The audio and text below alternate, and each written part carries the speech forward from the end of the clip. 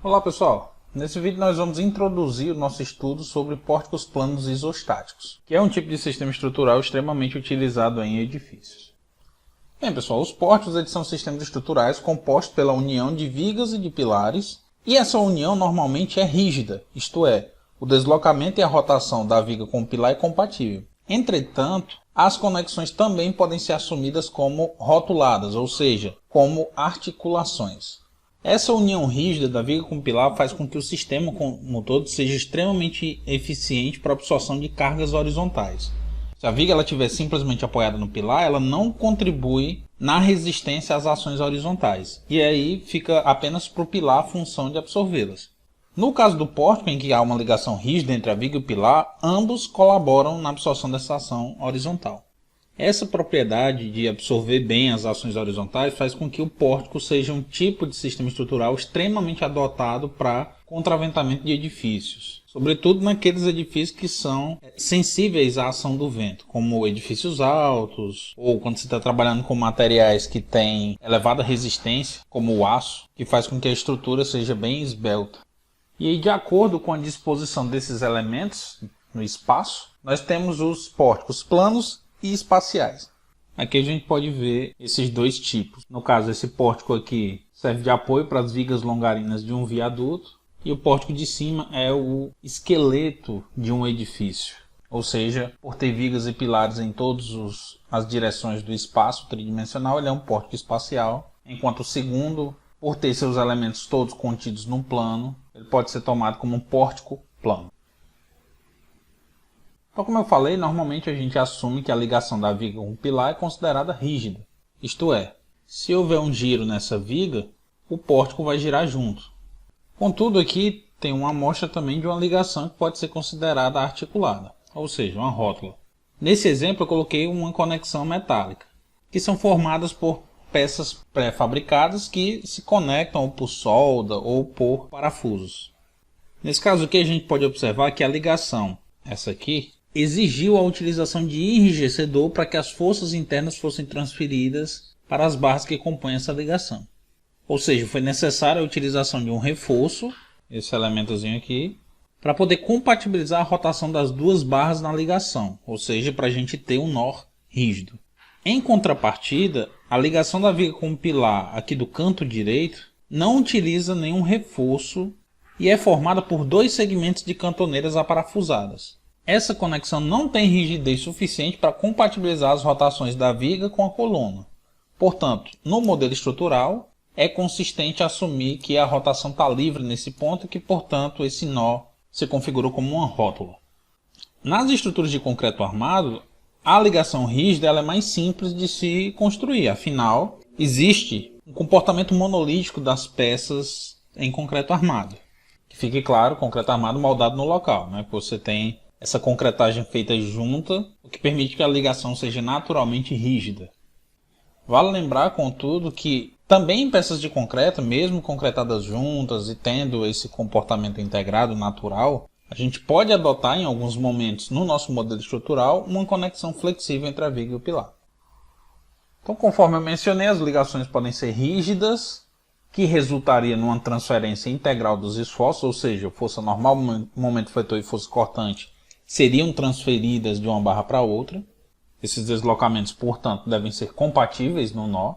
E eu tenho dois casos de flexibilização da ligação. Essa flexibilização ela pode ser centrada, que é quando todas as barras que chegam ao nó estão articuladas na ligação. E eu posso ter também o caso da rótula excêntrica. E o que é que cada um desses significa? Na ligação rígida, se eu aplicar um giro nessa barra da esquerda, eu vou transferir esse giro para as outras duas barras. Ou seja, quando eu giro aqui, eu também giro essa barra e também giro essa barra. Nesse caso, todas irão girar no mesmo sentido, ou seja, no sentido anti-horário, porque há uma compatibilidade entre essa rotação. Esse nó compartilhado pelas três barras, obviamente, vai girar a mesma quantidade. E a rotação relativa entre as barras permanece nula, ou seja, o ângulo entre elas inicial não muda após a deformação. Por essa razão, são transferidos os 3 esforços nas 3 barras, né? Força normal, momento fletor e força cortante, conforme essa figura aqui indica. Agora, na ligação rotulada excêntrica, nós temos 2 barras que possuem continuidade e que, portanto, irão transferir os esforços de uma para outra, e uma terceira que está rotulada. E por estar rotulada, eu não transfiro o momento fletor para essa peça.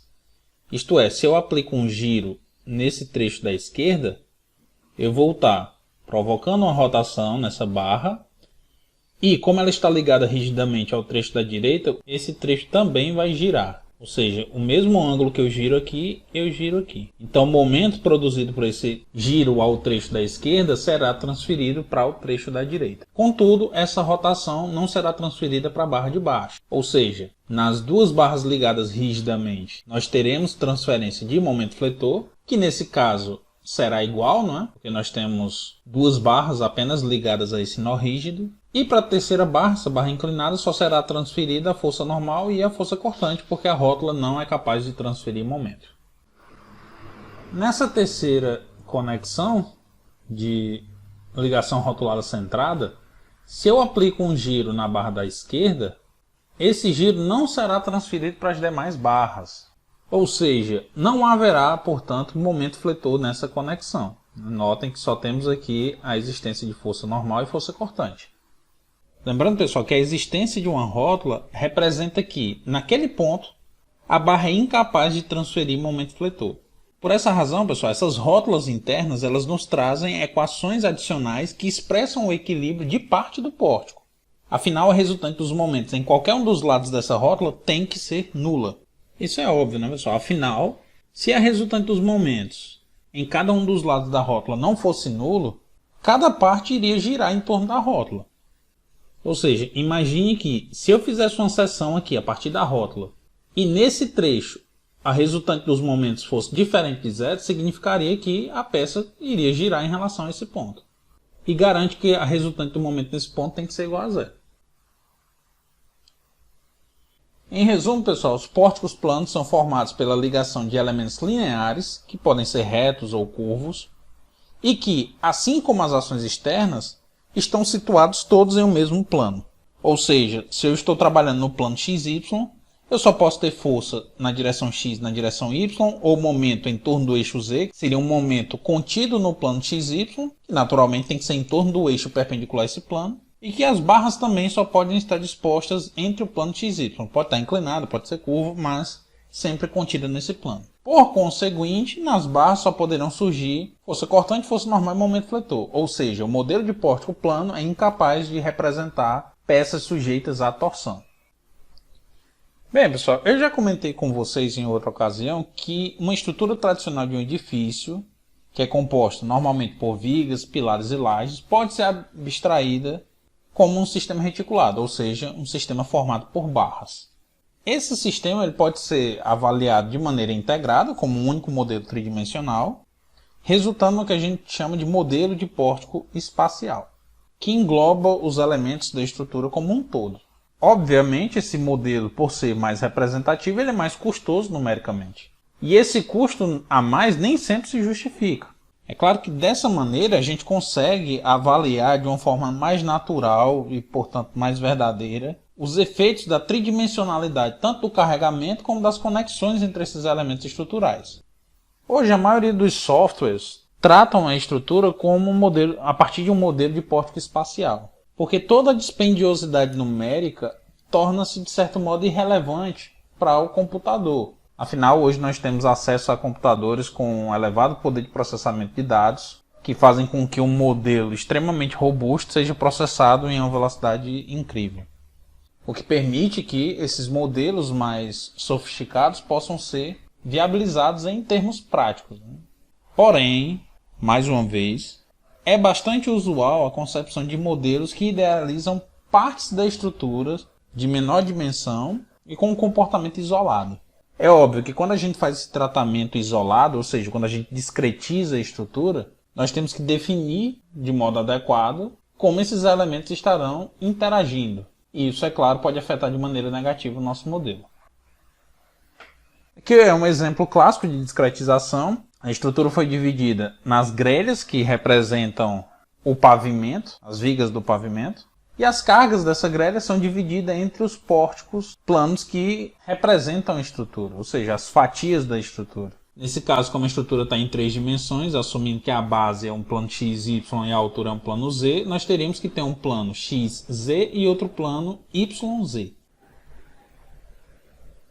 Para obter os diagramas de esforços internos, a gente vai tentar aplicar uma estratégia similar àquela de assimilação das partes da viga a vigas biapoiadas. Como é que a gente vai aplicar? A gente vai romper a estrutura nos nós internos. E lembrando, o que é que caracterizam os nós? São as transições de mudança das equações, ou seja, são pontos de descontinuidade nos diagramas, que ocorrem sempre que há uma mudança no carregamento, uma mudança na direção do elemento. Por exemplo, a barra AB ela viria na vertical, quando chegou no ponto B ela passou a ser horizontal. Então esse ponto seria caracterizado como um nó.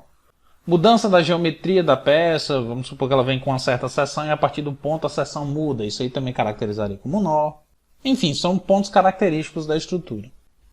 Então a gente quebra a barra nesses nós, destaca as barras que constituem o pórtico uma das outras e obtemos, mediante a aplicação de equilíbrio, nos nós, os esforços simples que manterão o equilíbrio de cada barra. E aí, para traçar o diagrama de momento fletor, a gente pega os momentos nodais, liga por um segmento de reta que a gente chama de linha de fechamento, e a partir dessa reta a gente pendura o diagrama de uma viga biapoiada submetida a um carregamento distribuído. Bom, é claro, quando nós estamos tratando de esforços internos, a gente precisa fazer uma convenção de sinais. E eu ressalto mais uma vez que a convenção do sinal, ou seja, o esforço ele é positivo ou negativo de acordo com a deformação que ele produz.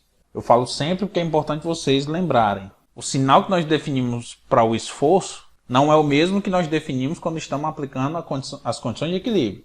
Nas condições de equilíbrio, a gente precisa definir um sentido para realizar as operações vetoriais. Afinal, eu preciso saber quando fazer a soma ou a diferença entre dois vetores em função do sentido. Aí eu preciso atribuir um sinal e convencionar esse sinal de modo universal. Para esforço interno, não. O sinal do esforço representa uma deformação e, portanto, um tipo de tensão. A convenção que a gente usa para as barras dos pórticos são as mesmas que nós utilizamos lá para a viga inclinada, para a viga convencional. Uma flexão positiva será aquela que gera uma curvatura da barra para baixo. E, para tanto, o momento na extremidade esquerda tem que estar no sentido horário, na extremidade direita tem que estar no sentido anti-horário. Para a força cortante, serão positivas aquelas que gerarem uma distorção, ou seja, uma deformação por cisalhamento, no sentido horário. E, para tanto, a força da esquerda tem que estar para cima e a força da direita tem que estar para baixo.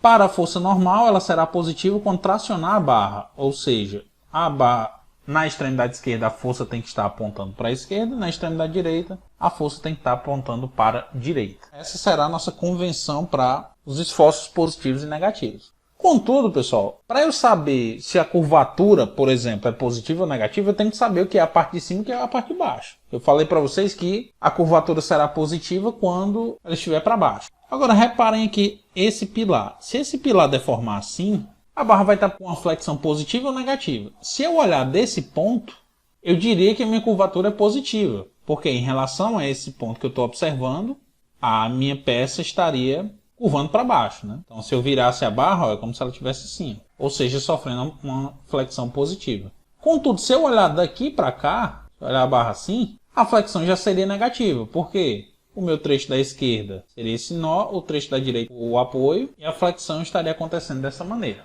Sendo assim, pessoal, quando a gente está trabalhando com pórticos, a gente precisa definir a posição de observação. Ou seja, a gente tem que definir quem é o lado superior e quem é o lado inferior da barra.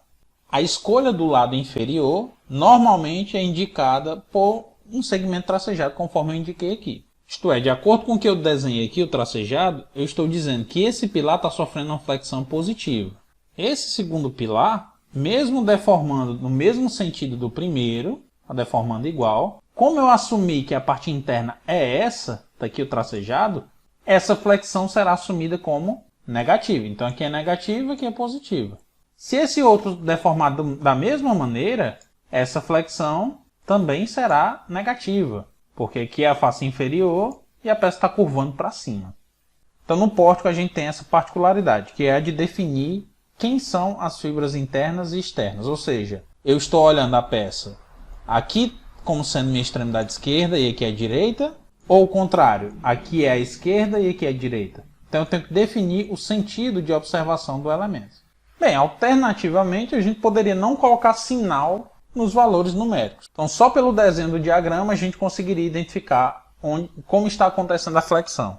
Afinal, a gente simula o diagrama de tal modo a se assemelhar muito à deformação da peça. A nossa ideia de inverter o diagrama de momento fletor e tomar positivo como para baixo é justamente para tentar simular como a peça se deforma. Sendo assim, sem usar o sinal, só com o formato do diagrama de momento fletor a gente consegue identificar o tipo de flexão que aquela barra está sofrendo. Então, pessoal, no próximo vídeo nós vamos obter o nosso diagrama de momento fletor, força cortante e força normal do pórtico biapoiado apresentado aqui no slide. Beleza, pessoal? Então, até a próxima.